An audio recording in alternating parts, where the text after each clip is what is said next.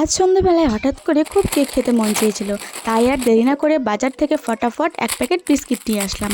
আর হ্যাঁ, শুধু কেক না, চকলেট কেক। তাই কিন্তু আমরা এখানে চকলেট বিস্কিট নিয়ে নিলাম, আর তার সাথে 2 প্যাকেট ওরিও বিস্কুট নিয়ে নিলাম।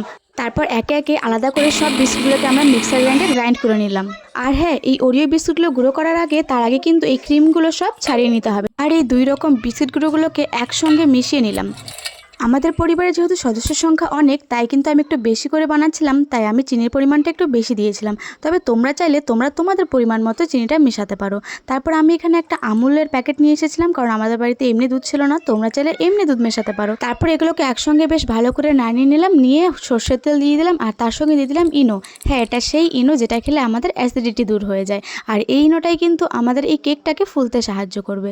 তারপরে একটা ছোট্ট টিফিন বাটি নিয়ে নিলাম, আর এই টিফিন বাটিটাতে ভালো করে সর্ষের তেল মাখিয়ে নিলাম। তারপর এই কেকের উপর আমি কিছু কিশমিশ দিয়ে দিলাম, তোমরা চাইলে আরও অনেক অন্যান্য উপকরণও দিতে পারো। তারপরে একটা প্রেশার কুকারকে হাই ফ্লেমে কিছুক্ষণ গরম করানোর পর সাবধানে তার ভেতরে একটা স্ট্যান্ড দিয়ে দিলাম, আর তার ভেতরে সেই কেক গোলানো বাটিটা আস্তে করে রেখে দিলাম। আর তারপর 30 মিনিট ধরে আমরা এটা লো ফ্লেমে রেখে দেবো। তারপর কিন্তু কেকটা এই রকম সুন্দরভাবে হয়ে যাবে। আর হ্যাঁ, কেকটাও কিন্তু দারুণ টেস্ট হয়েছিল।